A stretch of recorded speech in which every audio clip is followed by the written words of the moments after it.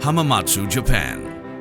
an industrial city 150 miles southwest of Tokyo, home to the Suzuki Motor Corporation, a company with over 100 years of manufacturing history.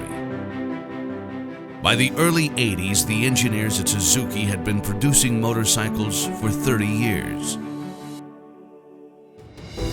The company's ethos of passion and enthusiasm meant many of the company's motorcycle designers not only rode, but raced bikes themselves. And their experiences racing on the track provided critical feedback in the unrelenting process of constantly redesigning and re-engineering Suzuki's next motorcycle. And in the mid-80s, the ceaseless effort of Suzuki's R&D team would culminate in the birth of a bike that would change the history of motorcycling forever. This is GSX-R, 30 years of performance.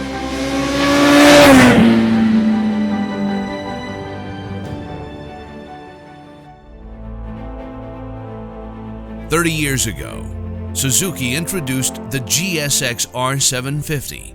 a true race replica machine that single-handedly created a whole new category of performance sports bikes. And interestingly enough, some of the designers and engineers who helped bring that first GSX-R to life can still be found on the Suzuki campus in Hamamatsu today." 清水立氏と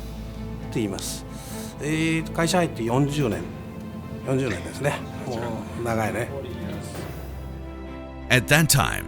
Shimizu worked in the engine design department under the guidance of a project leader named Etsuo Yokouchi. A racer himself, Yokouchi began early development of the bike that would become the first GSX-R by challenging everything that the team knew about building a motorcycle meant for racing and starting the design process from scratch. 特にこの幽霊の7班はね、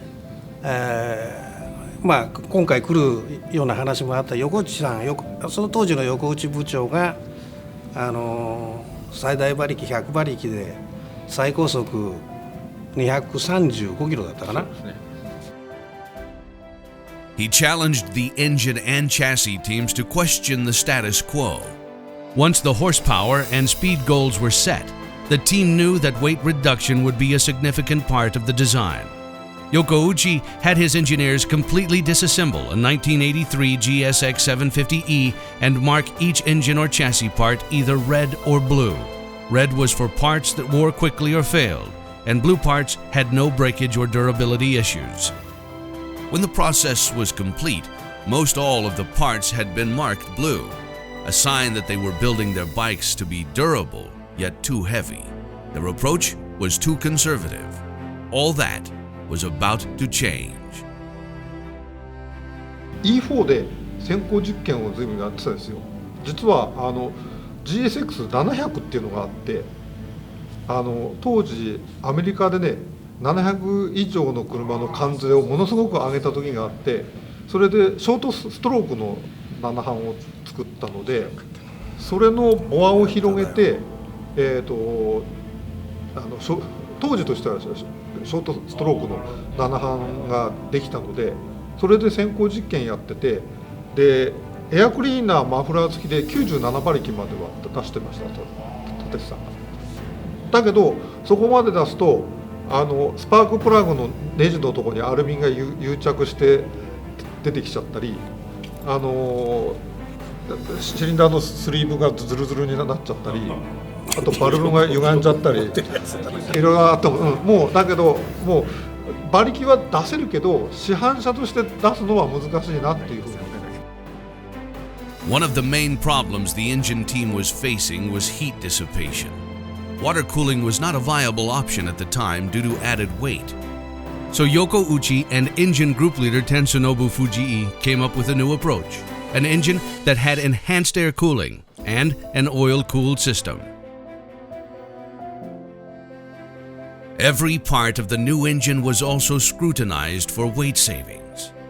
And not only did they achieve weight savings, The engine was also durable.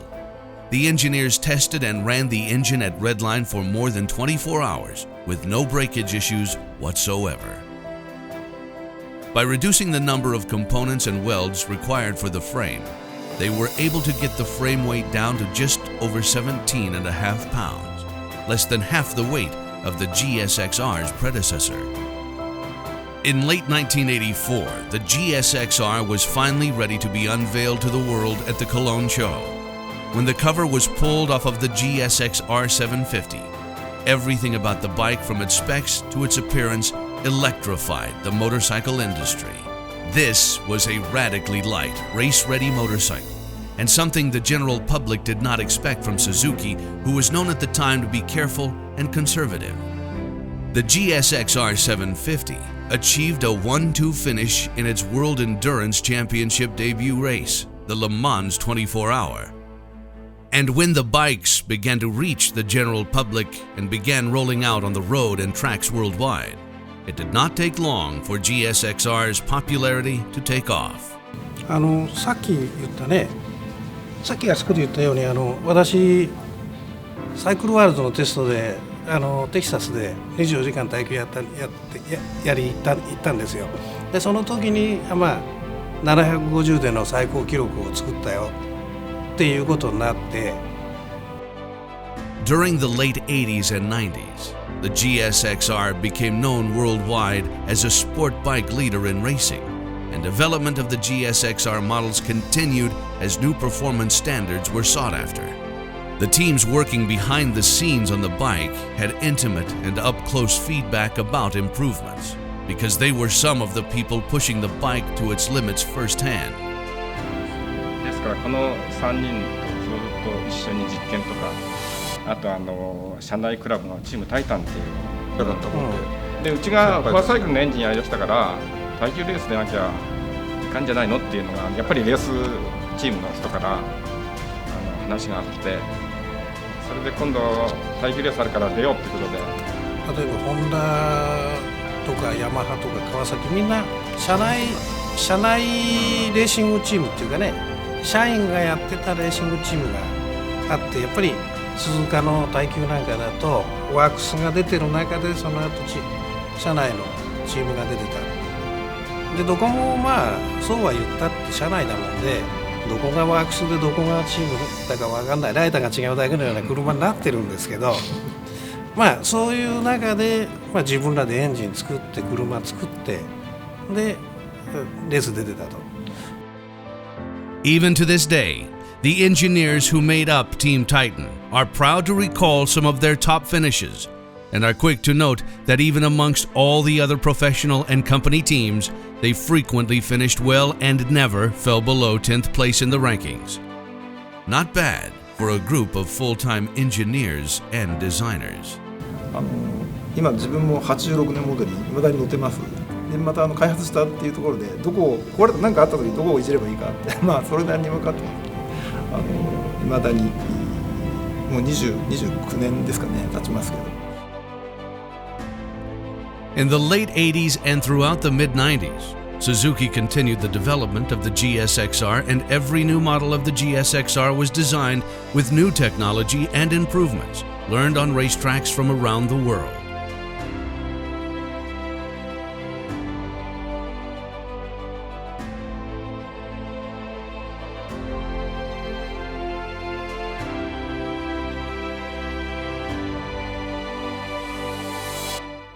In 1996, a decade after the first GSX-R had lit the industry on fire, Suzuki reinvented the bike with a newly equipped twin-spar frame.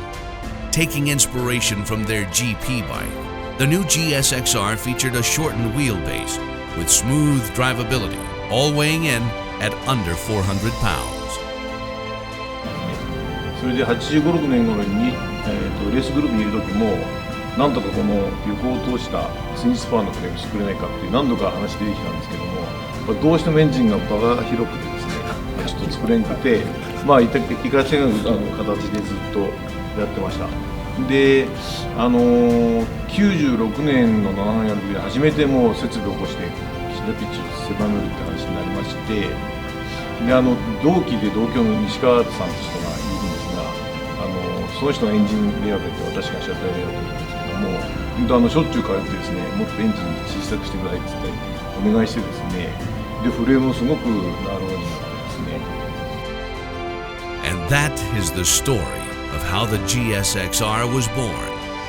From the Suzuki campus in Hamamatsu, a small Japanese coastal village, to garages and paddocks all over the world. That was the tale of where and how the bike began. Next time we'll look at how it has evolved today,